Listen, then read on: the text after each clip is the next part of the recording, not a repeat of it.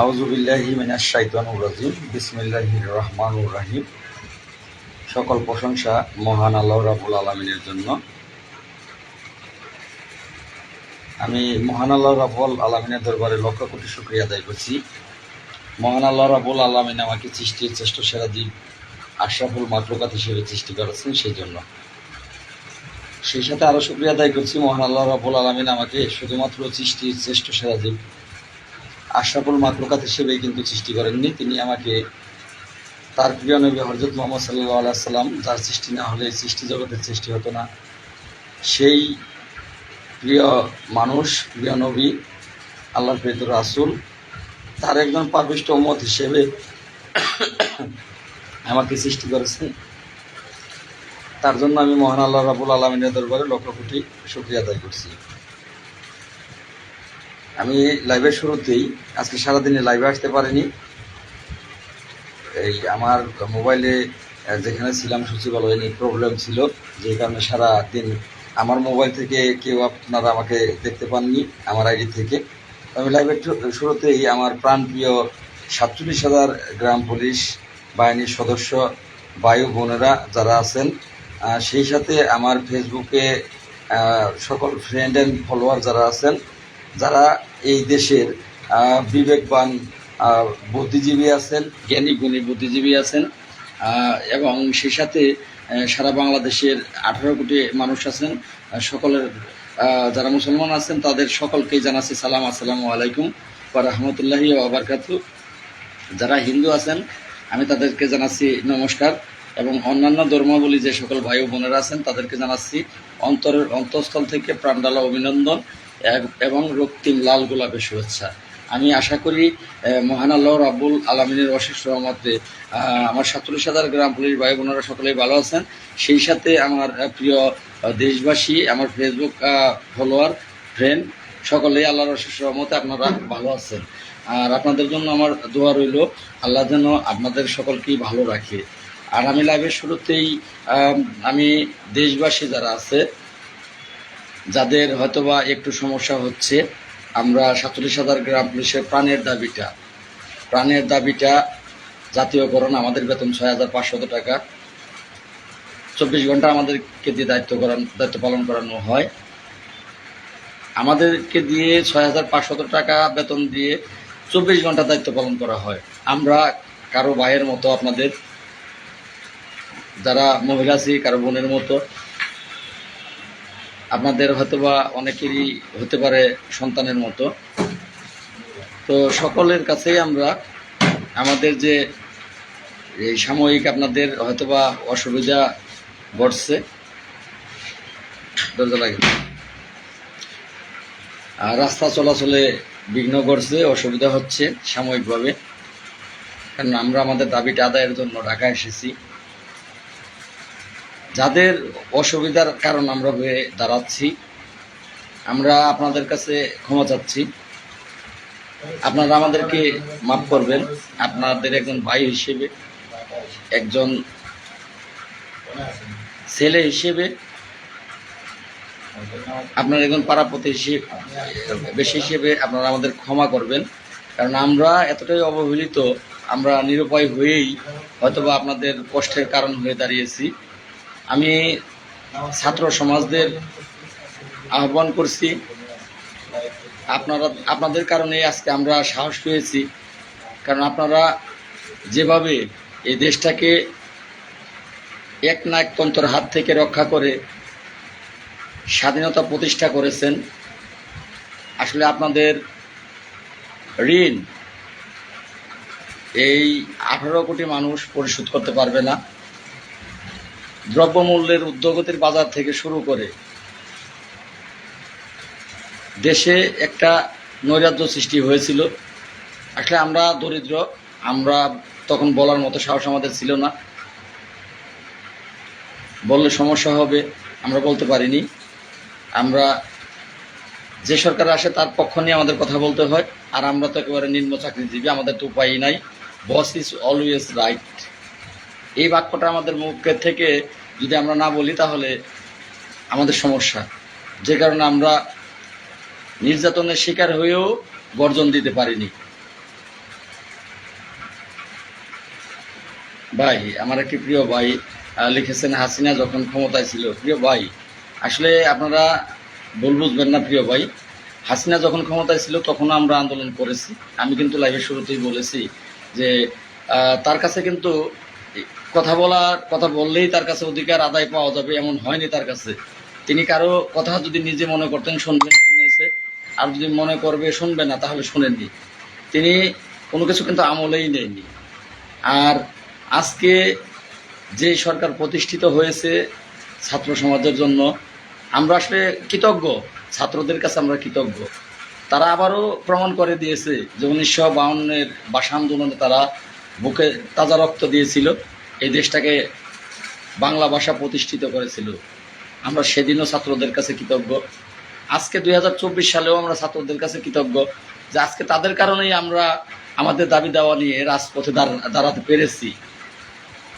আওয়ামী লীগ সরকারের আমলে কিন্তু দাবি নিয়ে রাজপথে দাঁড়ানো যায়নি। আমার যে প্রিয় ভাইটি মন্তব্য করেছেন, প্রিয় ভাই, আমি জানি না আপনি কি, আপনার আইডিটি ভালোভাবে আমি খেয়াল করলাম না, শুধু এইটুকু খেয়াল করলাম আপনার কমেন্টটা। শোনা ভাই, আপনার কাছে আমার প্রশ্ন, বলেন, যাই বলেন, আমরা তো মানুষ। আপনি আমাকে ভাই নাই বললেন, হয়তো আপনি যদি বড় লোক হয়ে থাকেন তাহলে গরিব মানুষকে বড় লোক ভাই বলবেন না। মানুষ হিসেবে এতটুকুই আপনার কাছে জানার যে আমরা কখনোই অধিকার আদায় করতে পারিনি। আজকে অধিকার আদায়ের জন্য যেই গর্জন দিয়েছি, সেই শিক্ষা আমাদের শিক্ষাগুরু যারা, তারা হচ্ছে এই দেশের ছাত্র সমাজ। তাদের কাছ থেকে আমরা শিখেছি যে হয় মরো, না হয় অধিকার আদায় করো। বুকের তাজা রক্ত বিলিয়ে দাও, কিন্তু অন্যায়ের কাছে মাথা নত করো না।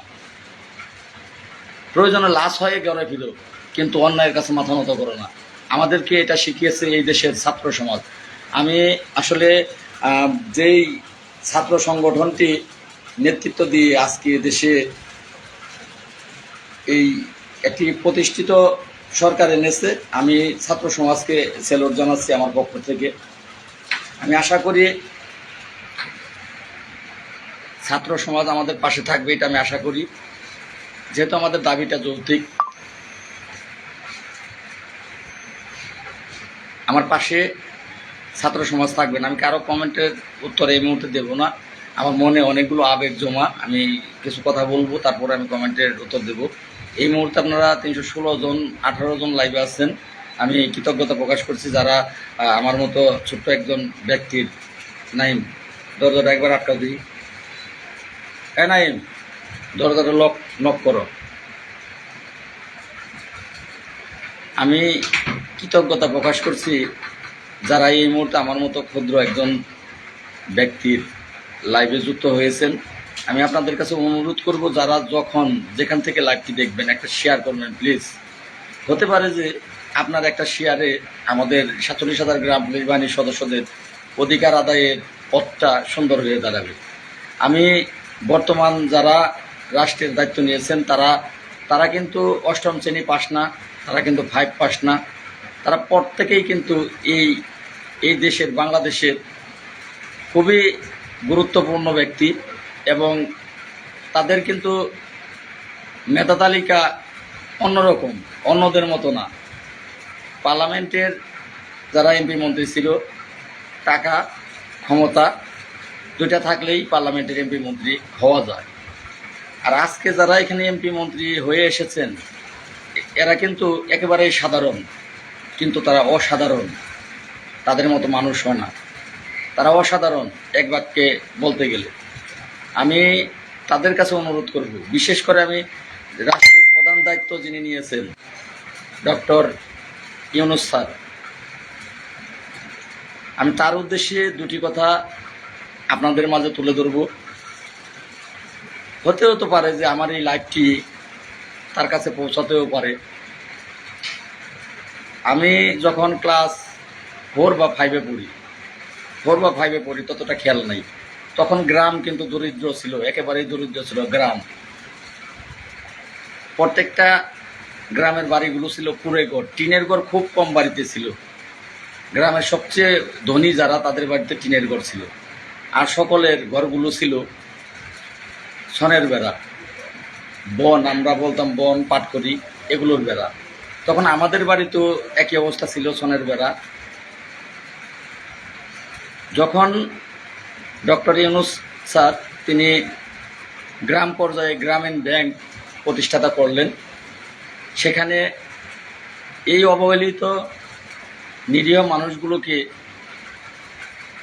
লোন দিলেন যে টাকা আমি দেব, আপনারা টাকাগুলো প্রতি সপ্তাহে একটা নির্ধারিত করে দিলে এত টাকা করে ধরে আস্তে আস্তে দেবেন, আপনারা এই টাকার বিনিময়ে ব্যবসা করবেন, প্রতিষ্ঠিত হবেন, দিলেন। পরবর্তীতে স্যার ঘরের ব্যবস্থা করলেন, একটি করে ঘরের টাকা স্যার দিলেন। আমার খেয়াল আছে যে তখন আমার মাও গ্রামীণ ব্যাংকের একজন সদস্য ছিলেন। সে ঘরের জন্য আবেদন করলেন, ঘরের লোনের জন্য আবেদন করলেন, ঘরের লোন দেওয়া হলো। তখন আমাদের বাড়িতে টিনের ঘর হইল। এই মুহূর্তে কেউ লাইভে আছি, কেউ ফোন দেবেন না, গ্রাম পুলিশ সদস্য ভাই বোনেরা কেউ ফোন দেবেন না। তখন আমাদের বাড়িতে টিনের ঘরের ব্যবস্থা হলো, টিনের বেড়া, টিনের ঘর, এই ব্যবস্থা হলো। এই ব্যবস্থাটা কে করলেন? আমাদের বর্তমান প্রধান উপদেষ্টা, মান্যবর, নোবেল বিজয়ী বাংলাদেশে একজন ব্যক্তি। তিনি বাংলার গর্ব, আবারও বলছি, তিনি বাংলার গর্ব। তার ব্যক্তিত্বের তুলনা হয় না, এই ব্যক্তিত্বের তুলনা হয় না। এই ব্যক্তিকে পাওয়া খুব কঠিন একটা ব্যাপার। আমরা গর্বিত, আসলে আমরা গর্বিত বিদায়ী আমরা তার মতো মানুষকে, আমাদের দেশের ভার তিনি নিয়েছেন, তার মতো মানুষকে আমরা পেয়েছি। আর এর সমস্ত কৃতিত্ব যাদের, তারা হচ্ছে ছাত্র সমাজ। তারা এমন একটি ব্যক্তিকে সিলেক্ট করেছে, নির্বাচন করেছে, যে ব্যক্তির কোনো তুলনা হয় না। তো যাই হোক, আমরা ঘর পেলাম। যেই ব্যক্তি এই তৃণমূল পর্যায়ে মানুষের চিন্তা করে, সেই ব্যক্তির নাম ডক্টর ইউনূস। সেই ডক্টর ইউনূস স্যারের কাছে আমার আপনাদের মাধ্যম দিয়ে বিনীত নিবেদন থাকবে যে আমরা বাংলার 18 কোটি মানুষের দায়িত্ব এখন আপনার। আমরা নির্যাতিত, নিপীড়িত, আমরা অবহেলিত। আমরা আমাদের দাবি আদায়ের জন্য আপনাদের কাছে শিখেছি। আমরা ঢাকা আছি আজকে বেশ কয়েকদিন। আমরা আপনার সাক্ষাৎ কামনা করছি। আমরা কাউকে এমন একটা জায়গায় এসে দাঁড়িয়েছি, আমরা অবিশ্বাসের সাথে চলতে চলতে আমরা কাউকে বিশ্বাস করতে পারি না। আমরা আপনার সামনে একটু যেতে চাই 47,000 গ্রাম পুলিশ বাহিনীর পক্ষ থেকে। আপনি আমাদেরকে সেই সুযোগটা করে দিবেন। প্রত্যেক বাহিনীর প্রধান আছে নিয়ম অনুসারে, প্রত্যেক বাহিনীর প্রধান তো আপনার কাছে যেতে পারে। আমাদের গ্রাম পুলিশ বাহিনীতে কোনো প্রধান নেই। যদি প্রধান থাকতো তাহলে সেই আমাদের প্রধান গিয়ে হয়তো আপনার সাথে দেখা করতো, আমাদের কোনো সুখ দুঃখ থাকলে সেগুলো আপনার সাথে একটু আলাপ আলোচনা করতো, আপনি সমাধানে আনতেন। কিন্তু আমাদের কোনো প্রধান না থাকাতে আমরা কিন্তু অবহেলিত, নির্যাতিত, নিপীড়িত। এই নিপীড়িতদেরকে রক্ষা করার দায়িত্বটা আপনার। তো আপনি যদি একটু দয়া করে আমরা যারা ঢাকাতে, শুধু আপনাকে জানান দেওয়ার জন্য, আপনাকে বোঝানোর জন্য আমরা ঢাকাতে এসেছি যে আমরা একটি বাহিনী আছি, 47,000 গ্রাম পুলিশ বাহিনী।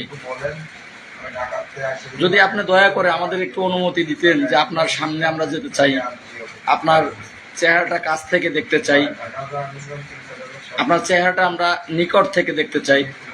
যদি আপনি অনুমতি দেন, আপনার পা দুটো ধরে আমরা সালাম করতে চাই, তাহলে 47,000 গ্রাম পুলিশ বাহিনী ধন্য হবে। রাষ্ট্রের এই ক্রান্তি লগ্নে আমাদের যতটুকু দেওয়ার আপনাকে, আমরা 47,000 গ্রাম পুলিশ সদস্য আপনাকে উজাড় করে দেব। আমরা 87,000 গ্রাম বাংলাতে আছি। এই বাংলাদেশের শহরের সংখ্যা খুব কম, গ্রাম বেশি, সীমানা বেশি গ্রামে। আমরা 87 গ্রাম বাংলা, সেই 87,000 গ্রাম বাংলার দায়িত্বে আমরা নিয়োজিত আছি। আমরা আপনাকে কথা দেব, আপনার পাশ হয়ে কথা দেব, আমাদের জীবন দিয়ে হলেও আমরা এ দেশটাকে আপনি যেভাবে চাবেন সেইভাবে গড়ার একজন যোদ্ধা হিসেবে আমরা প্রত্যেকেই নিজ নিজ ওয়ার্ডে আমরা দায়িত্ব পালন করব। আমরা আপনার সাক্ষাৎ কামনা করছি। আমি বিশ্বাস করি যে আপনি অবশ্যই সাক্ষাৎ দেবেন। আপনার সাক্ষাৎ আমরা পাবো, এই এক বুক আশা নিয়ে আমরা এখানে বসে আছি। আপনি আমাদের আশাকে পূরণ করবেন, মনের আশাটা পূরণ করবেন। আমি সকল কল দিবেন না, গ্রাম পুলিশ বাহিনীর সদস্য যারাই আছেন কেউ কল দিবেন না। এই মুহূর্তে লাইভে আছি ভাই, দুঃখিত, কেউ কল দিবেন না। আপনারা কল দিলে আমার লাইভে বিঘ্ন ঘটে। বাংলাদেশের যত গ্রাম পুলিশ সদস্য আছেন আমরা সকলেই ঢাকা চলে আসব। যে যখন লাইভটি দেখবেন সকলে এক বাক্যে, সকলে, একজন ব্যক্তিও থাকবেন না, আপনারা ঢাকা চলে আসবেন। আমরা স্থানীয় সরকারের কর্মচারী, কিন্তু স্থানীয় সরকার আমাদেরকে দীর্ঘদিন আমাদেরকে নির্যাতনের শিকার, মানে কি বলবো, আমরা ইঁদুর হয়ে বসে আছি। আমাদেরকে ইঁদুর বানিয়ে রেখেছে। আমাদের এই জীবন থেকে মুক্তি পেতে হলে প্রত্যেকেই নিজ নিজ দায়িত্বে আপনারা ঢাকা চলে আসবেন। যারা এখন রওনা দিতে পারবেন তারা এখনই চলে আসবেন। যারা এখন রওনা দিতে পারবেন তারা এখন চলে আসবেন। যারা এখন রওনা দিতে পারবেন না তারা সকালে রওনা দিবেন। বিকেল 4টায়ও যদি পৌঁছান তাও আমাদের, বিকেল 2টায়ও যদি পৌঁছান, 2টা 3টায়ও যদি পৌঁছান তাহলেও আমাদের পাবেন, আমরা থাকবো। আমরা এই দাবি যতক্ষণ পর্যন্ত আদায় না হবে। ভাই আনোয়ার সাহেব ঘরে বসে থেকে নাকি চোখেও এখন ব্যবসা দেখি, কোনো টিভিতে দেখায় না ভাই। কারণ ভাই আপনি ঢাকা আসেন, ঘরে বসে বসে কি টিভিতে দেখবেন? আপনি তো গ্রাম পুলিশ, আপনি কেন টিভিতে দেখতে চান? আপনি বাস্তবে দেখতে চান, আপনি বাস্তবে দেখেন, টিভি কেন দেখবেন? আমি সকলকে পায়ে হাত দিয়ে অনুরোধ করছি, অধিকার আদায় করতে হলে আপনারা ঢাকা চলে আসুন, কিন্তু দেরি করবেন না, খুব অল্প সময়। আচ্ছা, নাইমকে সুযোগ দেব, নাইম একটু কথা বলবে, নাইমকে সুযোগ দেব, রেস্ট নিতেছে। যাই হোক, ও আসো। সাংগঠনিকমূলক কথা।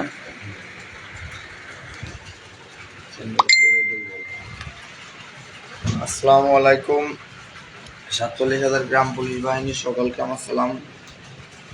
আমি চাই যে আমাদের যে গ্রাম পুলিশ বাহিনীর ভাইরা এখনো বাড়িতে বসে আছেন তারা সকলে অতি দ্রুত ঢাকায় চলে আসুন।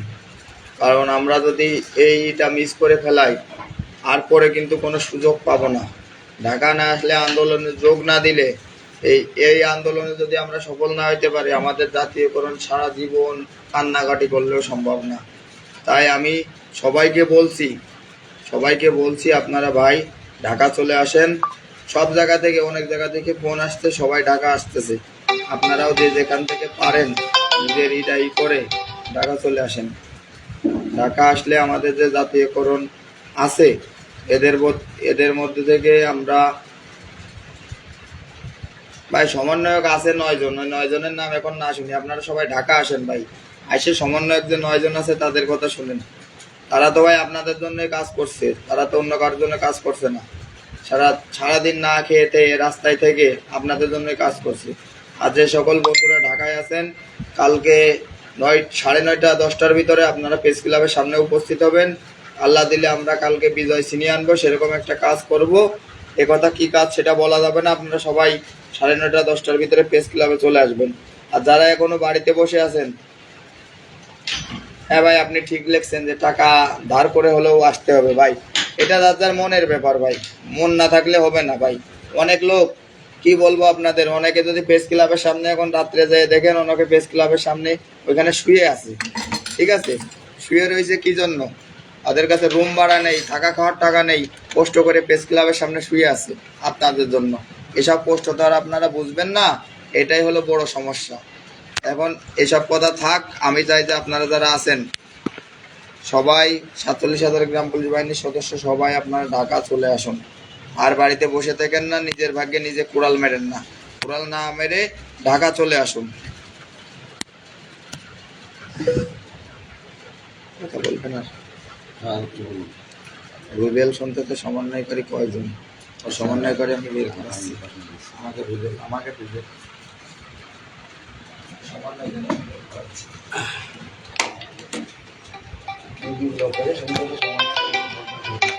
ভাই যারা ফোন দিচ্ছেন, আমি জানি হয়তো বা আমার কাছে জানার জন্য ফোন দিচ্ছেন যে টাকা আসতে হবে কিনা, এটা জানার জন্য ফোন দিচ্ছেন। ফোনটা একটু পরে দেন, আমি লাইভেই বলতেছি, আপনারা সকলে টাকার জন্য উদ্দেশ্যে রওনা দেন। আর যারা সমন্বয়কারী সম্পর্কে জানতে চাচ্ছেন, যদি মনে করেন যে ভাই সমন্বয়কারী আপনি হতে চান, আমি আপনাকে সমন্বয়কারী বানিয়ে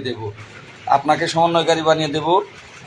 আপনারা ঢাকা আসেন। যদি মনে করেন যে আপনি সমন্বয়কারী হলে আমাদের ভাগ্য আরও সহজেই আপনি ছিনিয়ে আনতে পারবেন, তাহলে আপনাকে সমন্বয়কারী দেবো। তবুও ঢাকা আসেন ভাই।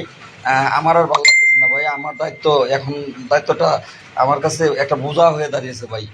আমি দায়িত্ব আপনাদের কাছে দিতে চাই। আপনারা হয়তো বা যারা আমাকে বাড়ি থেকে যখনও ঢাকা আসেনি, আমি বানিয়েছিলাম তখন লাইভ করেছি, তখন যারা আমাকে দেখেছেন লাইভে, তো আর এখন দেখলে যদি একটু ভালো করে দেখেন খতিয়ে, যে তখনকার মানুষটা আর এখনকার মানুষটার চেহারা কিন্তু এক জায়গাতে নেই। তো না খেয়ে না ঘুমিয়ে ক্লান্তিহীনভাবে বিরামহীনভাবে যেভাবে দায়িত্ব পালন করার চেষ্টা করতেছি আপনাদের জন্য ভাই, আমি আর পারছি না। আমি খুবই ক্লান্ত, আমি খুবই ক্লান্ত। যদি আপনারা কেউ দায়িত্ব নিতে পারেন তাহলে আমি অনেকটাই কিন্তু এই দায়িত্বমুক্ত হয়ে একটু থাকতে পারি। আমি আপনাদের সহযোদ্ধা হয়ে থাকতে চাই। আমি এই দায়িত্ব পালন থেকে একটু রেস্ট নিতে চাই। আপনারা আসেন, আপনাদেরকে দায়িত্ব দেব। যারা ফোন দিতেছেন, আবার ইমোতে দিতেছেন, হোয়াটসঅ্যাপে দিতেছেন, দয়া করে দিবেন না। তো আরেকটি বিষয় আমি বলতে চাচ্ছি যে কর্মচারী ইউনিয়ন সম্পর্কে একটু বলতে চাচ্ছি। কর্মচারী ইউনিয়নের নেতাদেরকে আমি বারবার আহ্বান করেছি, আপনারা আসেননি। উজ্জ্বল খান আসছিল, তারা তো তাদের লোকজন নিয়ে এখানে আসেনি, তারা আসছিল এখানে দেখতে যে আসলে এখানে কি করতে যাচ্ছে, কতজন লোক হয় এগুলো দেখতে তারা আসছিল। আর সর্বোপরি তারা আসছিল যে তারা নেতৃত্ব দেবে এখানে। তাদের মনোভাব ছিল যে তারা ব্যানারের সামনে গিয়ে সাংবাদিকদের দেখাবে, তাদের সাংবাদিকেরা তাদের ছবি নেবে, তাদেরকে দেখাবে, এই মনোভাব নিয়ে তারা আসছিল। তারা যদি এখানে নেতৃত্ব দেওয়ার মনোভাব নিয়ে আসতো, যে জাতীয়করণের নেতৃত্ব, যে হয় জাতীয়করণ না হয় মৃত্যুবরণ, এই 47,000 অবহেলিত মানুষকে রক্ষা করব, এমন মনোভাব যদি তাদের মাঝে থাকতো, তাহলে আমি কথা দিয়েছিলাম যে আমি তাদেরকে জায়গা দেবো, তো সেক্ষেত্রে তারা সেটা দেখায়নি। আজকে আরেকটু কষ্ট পেয়েছি উজ্জ্বল খান সাহেবের জন্য, যে এখানে যারা কষ্ট করতেছে তারা যদি আপনাকে একটা গালিও দেয়, আপনি যদি জ্ঞানী ব্যক্তি হয়ে থাকেন, যে এখানে যারা দিন রাত পরিশ্রম করে যাচ্ছে, কষ্ট করে যাচ্ছে, তারা যদি আপনাকে একটু গালিও দিয়ে থাকে, আপনার তো বোঝা উচিত যে তারা এখানে পরিশ্রম করতেছে। তারা হয়তো আমার সাথে একটু খারাপ ব্যবহার করেছে, যদি করেও থাকে, তারা করেনি। আমি তাদেরকে জিজ্ঞাসা করেছি, তাদের কাছে কোনো জবাব চেয়েছি যে এই মুহূর্তে এই তোমাদের এই ঢাকার যেই দাবি আদায়ের বিষয়টা, এইটা বানচাল করার জন্য গ্রাম পুলিশ বাহিনীর কেন্দ্রীয় কমিটির লোকজন যারা চাচ্ছে না যে আমরা সাকসেস হই, তারা সহ 2-1জন ব্যক্তি আছে, যেমন উজ্জ্বল খান, সাইদুল দেওয়ান, এরা চাবে বিশৃঙ্খলা এখানে ঘটাতে। এদের থেকে তোমরা সাবধান থাকবা, এইটা কিন্তু আমি বারবার বলেছি। তো এদের আল্লাহ জ্ঞান দেয়নি যে 47,000 গ্রাম পুলিশ বাহিনীর ভাগ্য পরিবর্তন করার জন্য কিছু ইয়াং জেনারেশন তারা আপ্রাণ চেষ্টা চালিয়ে যাচ্ছে।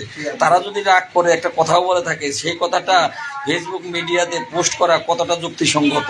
তারা কি 47,000 গ্রাম পুলিশের কল্যাণ চায়, ভালো চায়? এই মুহূর্তে এই আন্দোলনের যে ব্যক্তিরা আছে, সেই ব্যক্তিদের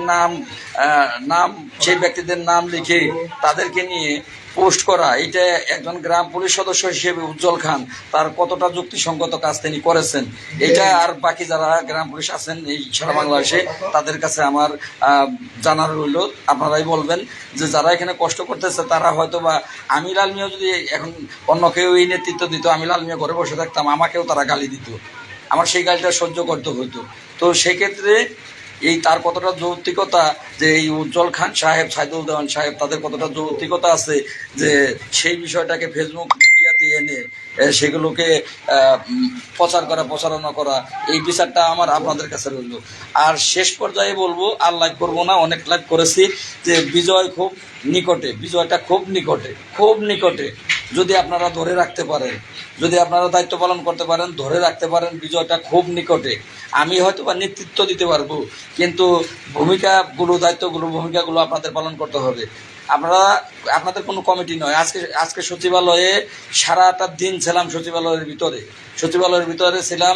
স্থানীয় সরকার সচিব মহোদয়ের সাথে আমার কথা হয়েছে, অনেক কথাই হয়েছে, অনেক বোঝানোর তিনি আমাকে চেষ্টা করেছে। তিনি যদি বেতন বাড়ানোর কোনো প্রস্তাব দেয়, সাথে সাথে সেই প্রস্তাব অনুমোদন করে নিবে। বেতন বাড়ানোর কথা বললে তিনি এমনটা আমাকে বলেছে যে লাল মিয়া তুমি যদি তুমি আমার ছোট ভাইয়ের মতো, তোমাকে তুমি করেই বলি, স্যার খুব ভালো মনের মানুষ, স্যারের বক্তব্য ছিল এমন, যদি বেতন বাড়ানোর মতো কোনো কিছু হয় তাহলে সেটা আমি খুব দ্রুত করতে পারবো। আর তোমাদের আরও কোনো সমস্যা কি আছে? তখন আমি বলেছি যে আমাদের সমস্যার ছাড়া অভাব নেই। রাঙামাটি জেলা 3 পার্বত্য জেলা, সেখানে তারা এক অংশের বেতন শুধু তারা স্থানীয় সরকারের অংশ থেকে যে বেতনটি দেওয়া হয় সেই বেতন নিয়ে চাকরি করে। 2008 সাল থেকে তারা চাকরি করে, আজ পর্যন্ত তারা এই ইউপি অংশের টাকা পায়নি। তো এই বিষয়টি স্থানীয় সরকার বিভাগ জানেই না। সে আমাকে বলতে, এটা আপনি এখন বলতেছেন, এই 8 বছর যাবৎ 2008 সাল থেকে আজকে পর্যন্ত কেন আপনারা বলেননি? আজকে পর্যন্ত কেন আমাদেরকে আপনারা অবগত করেননি? তো তখন বললাম, স্যার আমরা কীভাবে অবগত করবো? আজকের আগ পর্যন্ত আপনার এখানে আমরা প্রবেশই করতে পারিনি। তখন আমি এই উত্তরটা দিয়েছি। আমার উত্তরের পরিপ্রেক্ষিতে স্থানীয় সরকার বিভাগ থেকে স্থানীয় সরকার সচিব মহোদয় তিনি উত্তর দিয়েছে যে আপনি আসতেন না, আপনাদের আর একটা কমিটি তো আসতো, আপনাদের আর একটা কমিটি আসতো। আমরা অনেক কথাই স্যারকে বলেছি যে স্যার আমাদের অনেক জেলা আছে, সেই সব জেলায় স্যার এই ইউপি অংশের বেতন পায় না। রাঙামাটি তারা মোটেও পায়নি, একটা বছরও পায়নি তারা। 2008 সাল থেকে আজকে 24 সাল, এই 16 বছর যাবত তারা পায়নি। আবার অনেক উপজেলায় আমাদের যাতায়াত ভাতা এখন পর্যন্ত পায়নি। 2017 সাল থেকে যাতায়াত ভাতা চালু হয়েছে, এই ভাতাটি দেওয়া হয় না। কোনো থানায় আছে 5 বছর, 7 বছর, 2 বছর, 1 বছর আছেই, কোনো থানায় ক্লিয়ার আছে। সচিব মহোদয় আমাকে সরাসরি বললেন, এগুলো তো আমাদেরকে আপনারা জানাননি, আমাদেরকে এগুলো আজ পর্যন্ত আপনারা এত সমস্যায় জড়িত আপনারা এগুলো জানাননি, তাহলে আমরা কি সমাধান আপনাদেরকে দেব? এগুলো আজকে আমাকে আপনারা জানাচ্ছেন। তখন আমি বললাম যে স্যারই বললো যে আপনাদের তো কেন্দ্রীয় কমিটি এখানে আসতো, কি যেন নাম, স্যারের নাম মুখস্থ নেই। পরে আমি বললাম, স্যার মুস্তফা কামাল, ভবেন বাবু, দেলোয়ার। বললো হ্যাঁ আপনাদের কমিটি 2টা ছিল। আমি কত অনুরোধ করেছি 2টা কমিটিকে একটা কমিটি হওয়ার জন্য, কত অনুরোধ করেছি, কিন্তু তারা 2টা কমিটি এক হয়নি। তিনি আরও বললেন যে আপনাদের টেন্ডার প্রতিনিধি 64 জেলাতে আছে। একজন গ্রাম পুলিশ ওইখানে কথা তুলেছে যে স্যার যে পোশাক গায়ে দিয়ে আমরা 5 জন গিয়েছি, পোশাকের কোটি আছে, কোটি থাকার কারণে বললো যে পোশাক পরেছে, পোশাকের এই যে এখানে এটা সমস্যা। তখন আমরা বললাম, স্যার পোশাকটা তো আপনারাই দিয়েছেন, পোশাক আজকে ভালো না, পোশাক তো আপনারাই দিয়েছেন। স্যার তখন বললো যে আমরা আপনাদেরকে ভালো মানসম্মত পোশাক দিই, সেটা আপনাদের টেন্ডার কমিটির 64 জেলায় 64 জন সদস্য আছে, এটা আপনাদের ব্যর্থতা, আমাদের ব্যর্থতা না। স্যার আজকে অনেক কথাই বললো যে কেন্দ্রীয় কমিটির মুস্তফা কামাল এমএন আছে, তারা এখানে আসে, তারা কি এইসব দাবি দাওয়াগুলো তারা লিখিত আকারে এখানে দেবে না যে এই জেলার এই সমস্যা, এই থানার এই সমস্যা? তাহলে আপনাদের কাছে বিচার রইলো, বিচার আপনারা করেন। এই কেন্দ্রীয় কমিটির বিচার, এই যে মুস্তফা কামালের বিচার, এমএন নাসের, ভবেন বাবু, দেলোয়ার, 4 ব্যক্তি, আর তাদের সাথে যারা আছে, যেমন ময়মনসিংহের বিল্লাল, ঝিনাইদহের আমিনুল, এরকম বেশ কিছু ব্যক্তি আছে। এদের বিচার আমি আপনাদের হাতে ছেড়ে দিলাম, এদের বিচার আপনারা করবেন। আমি বারবার ইতিপূর্বে বলেছি যে গ্রাম পুলিশ বাহিনীকে দাবিয়ে রেখেছে বাংলাদেশ সরকার না, সবচেয়ে বেশি বড় দাবিয়ে রেখেছে কর্মচারী ইউনিয়নের নেতারা। সেটা প্রমাণ আজকে আমার সাথে যারা সেখানে গিয়েছে, তারা প্রত্যেকে, আমি অনেক কথা আমার সাথে হয়েছে, প্রত্যেকেই তার প্রমাণ তারাই বলবে, তারাও লাইভ করবে, তারাও বলবে, তারা কিন্তু ছেড়ে দেবে না কাউকে। যাই হোক, বাকিটা আপনাদের ইচ্ছা। ভাই খাগড়াছড়ি বলতে এই 3 পার্বত্য জেলা নিয়ে আমি কথা বলেছি যে 3 পার্বত্য জেলাতেই এই বেতন বৈষম্য, আমরা এক বেতন বৈষম্যের শিকার, তারা আরও বেতন বৈষম্যের শিকার। তারা 3250 টাকা বেতন নিয়ে, এক অংশের বেতন নিয়ে তারা দায়িত্ব পালন করে। স্যার আমাকে কথা দিয়েছে আপনাদের এই সমস্যা দূর করে দেবে, আপনাদের 3 পার্বত্য জেলার এই সমস্যাটা স্যার দূর করে দেবে, আমাকে কথা দিয়েছে। স্যার আমাকে কথা দিয়েছে আপনাদের বিষয় নিয়ে আমি সবসময় সচিবালয়ে যেতে পারবো। স্যার সেই পারমিট আমাকে দেবে। আপনাদের সারা বাংলাদেশের গ্রাম পুলিশের দুঃখ দুর্দশা নিয়ে সচিবালয়ে যাওয়া পারমিশন স্যার আমাকে দিয়েছে, যে আপনি যখনই যে বিষয় নিয়ে আসবেন, গেটে এসে আমাদের নক করবেন, আমরা আপনাকে ভিতরে আসার পারমিশন দেব, আপনি লিখিত জানাবেন, আমরা সাথে সাথে সেটার ব্যবস্থা করব। স্যার আমাকে দিয়েছে। আপনারা যদি আপনাদের মঙ্গল চান, এইবার বিবেক আপনাদের, জ্ঞান আপনারা কি করতে চান এগুলো যদি মনে করেন আমি কথাগুলো বললাম, কথাগুলো সত্য, মিথ্যা না। এখন কিন্তু 434 জন ব্যক্তি আমার লাইভে আছেন। আমার এই ফেসবুকের এই আইডির জীবনে আজকে প্রথম 434 জনে গিয়েছি। যদি মিথ্যা বলে থাকি, যদি একটা কথাও মিথ্যা বলে থাকি, কমান্ডার মুস্তফা কামাল 2টা জায়গায় চাকরি করে, আজকে সচিবালয় বলেছে তিনি 2 জায়গায় স্যার কীভাবে চাকরি করে। তিনি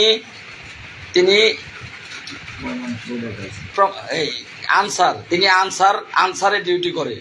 প্রশ্ন আজকে আমরা সচিব স্যারকে করেছি, স্যার একজন ব্যক্তি, আমার শরীরে গ্রাম পুলিশের পোশাক, আমার শরীরে আবার কিভাবে স্যার আনসারের পোশাক থাকে, আমি বন্দুক নিয়ে আনসারের বন্দুক নিয়ে ডিউটি করি, সেখানে এই দুই অংশের সরকারি দুই অংশের টাকা নেই, এটা সচিবালয় জানে না। সচিবালয়কে স্যারকে আমরা প্রমাণ দিয়েছি, স্যার লিখিত চেয়েছে, আমরা কালকে লিখিত দেব কমান্ডার মুস্তাফা কামালের নামে। কমান্ডার মুস্তাফা কামালের ব্যবস্থা সচিবালয় নেবে যে একজন ব্যক্তি দু জায়গায় চাকরি করতে পারে না। এই কালকের পরের দিনই এই কমান্ডার মুস্তাফা কামালের ব্যবস্থা নেওয়া হচ্ছে। এবার আসেন ভবেনবাবু, দেলোয়ার এবং এমএন আসের, তাদের বিরুদ্ধেও আমরা ব্যবস্থা নিব। আপনারা আমার পাশে থাকেন, আপনারা আমার সাথে থাকেন, নিজের বিজয়টা নিজে ছিনিয়ে নেন। প্রত্যেকেই সৈনিক আমরা এখানে, আমরা লাল কিচ্ছু না, আপনারা না থাকলে লাল জিরো। আবারও বলতেছি, আপনারাই নেতা, আপনারা আছেন বলেই লাল হিরো, আপনারা না থাকলে লাল জিরো, জিরো শূন্য। অতএব আপনাদের অধিকারটা আপনাদেরই আদায় করে নিতে হবে। আপনারা সকলেই কাল এই লাইভ শোনার পর তো ঘরে থাকার কথা না, পারলে যদি শরীরে রক্ত থাকে এখনই রওনা দিবেন। আর বিশেষ করে যারা ঢাকা জেলার আশেপাশে আছেন তারা রওনা দিতে কিন্তু সময় লাগবে না। তারা যদি সকাল 8টায় রওনা দেন 10টায় পৌঁছাবেন। সকাল 8টায় রওনা দিলে তারা ঢাকা এসে 10টায় পৌঁছাবেন, 12টায় পৌঁছাবেন। ঢাকা জেলা আশেপাশে যে সকল জেলা আছে, টাঙ্গাইল জেলাতেও বড় বাধা আছে নজরুল, তার বিচারও আপনারা করবেন। নজরুল বড় বাধা টাঙ্গাইল জেলা, গাজীপুর জেলা, ঢাকা জেলা, এদিকে আছে মোস্তফা কামালের নিজ জেলা নারায়ণগঞ্জ জেলা, গাজীপুর জেলা, ময়মনসিংহ জেলা, নেত্রকোনা। আপনারা ঘরে বসে থাকবেন না, আপনারা ইচ্ছা করলে সকালবেলা রওনা দিলে বিকেলবেলা কিন্তু আসা লাগবে না। সকালবেলা রওনা দিলে আপনারা, যাই হোক, প্রচুর পরিমাণের ফোন দিচ্ছেন। এই মুহূর্তে 486 জন লাইভে আছেন। সরকার, বাংলাদেশের বর্তমান সরকার জিন্দাবাদ। আমরা এমন একটা লোককে পেয়েছি, আবারও আমার কথাটা মনে করিয়ে দিলেন, ডক্টর ইউনূস স্যার। একজন ব্যক্তিত্ব, সারা বিশ্বের একজন ব্যক্তিত্ব, তিনি শুধু বাংলাদেশের ব্যক্তিত্ব না, সারা বিশ্বের একজন ব্যক্তিত্ব। এমন ব্যক্তিত্বের হাতে থাকলে দেশ নিরাপদ হবে বাংলাদেশ, এমন ব্যক্তিত্বের হাতে থাকলে দেশ নিরাপদ থাকবে বাংলাদেশ। বাংলাদেশের ছাত্র সমাজের যে 3 জন নেতৃত্ব পেয়েছে, দেখেন না এখন দেশ কোথায় গিয়ে দাঁড়ায়। এই সকল ব্যক্তিদের হাতে থাকলে দেশ নিরাপদ থাকবে বাংলাদেশ। আমরা গর্বিত বলেই ডক্টর ইউনূস স্যারকে আমরা আমাদের বাংলাদেশের প্রধান হিসেবে কিন্তু আমরা পেয়েছি। এটা গর্বের ব্যাপার। তিনি বিশ্বের বাইরে থাকলে তাকে বিশ্বের বাইরে সম্মান দিয়ে রাখে। যেই দেশে সে থাকবে সম্মানের সাথে সেই দেশ তাকে রাখে। আর সে বাংলাদেশে এসেছে, বাংলাদেশের 16 কোটি মানুষের দায়িত্ব তুলে নিয়েছে। এইটা আমাদের কপাল, আমাদের গর্বের বিষয়, আমাদের ভাগ্যের বিষয়। তার জন্য যারা সবার আগে ক্রেডিট পাবে, যারা ধন্যবাদ পাবে, তারা হচ্ছে দেশের ছাত্র সমাজ। আমি ছাত্র সমাজকে আবারও সেলুট দিচ্ছি। আমি ছাত্র সমাজের কাছে অনুরোধ জানাচ্ছি, আমি ছাত্র সমাজের কাছেই বিচার জানাচ্ছি যে আমাদের বেতন 6,500 টাকা, সরকারি পোশাক, রাষ্ট্রের দায়িত্ব পালন করি আমরা। রাষ্ট্রের স্থানীয় সরকারের দায়িত্ব থেকে শুরু করে উপজেলা পর্যায়ে, একটা উপজেলা নির্বাহীর কার্যালয়ে যতগুলো অফিস আছে, স্থানীয় সরকারের যতগুলো অফিস আছে, প্রত্যেকটা অফিসের এই ইউনিয়ন পর্যায়ের যে ক্যাম্পিং হয়, যেই সেবাগুলো হয়, সেগুলো প্রত্যেকটা সেবার সাথে গ্রাম পুলিশ থাকে। এই একটা মাত্র চাকরিজীবী গ্রাম পুলিশ বাহিনীর সদস্য, তারা কিন্তু একটা দপ্তর না, তারা বাংলাদেশের প্রায় দপ্তরের আদেশ তারা পালন করে, প্রত্যেকটা দপ্তরের আদেশ তারা পালন করে। একটা মাত্র ব্যক্তি আছে 24 ঘন্টা দায়িত্ব পালন করে, স্বরাষ্ট্র মন্ত্রণালয়ের দায়িত্ব তারা পালন করে। তারা আসামির যে কি বলে, কোথায় আছে আসামি শনাক্ত, এই আসামির জায়গা শনাক্ত করে দেয়। বড় বড় ডেঞ্জারাস আসামি যারা পলাতক থাকে, তাদের চিহ্নিত করে তাদের জায়গাটা নির্ধারণ করে দেয় এই গ্রাম পুলিশ বাহিনীর সদস্যরা। তারপরে দেখা গেছে এই পুলিশ বাহিনীর সদস্যরা গিয়ে তাদের গ্রেপ্তার করে। ইয়াবা সহ বহু প্রকারের জিনিস আছে, যে আইন বিরোধী, যত আইন বিরোধী জিনিস আছে সেগুলো এই গ্রাম পুলিশ বাহিনীর সদস্যরাই কিন্তু সেগুলো থেকে শেয়ার করবেন। ধন্যবাদ সকলকে। জয় বাংলা।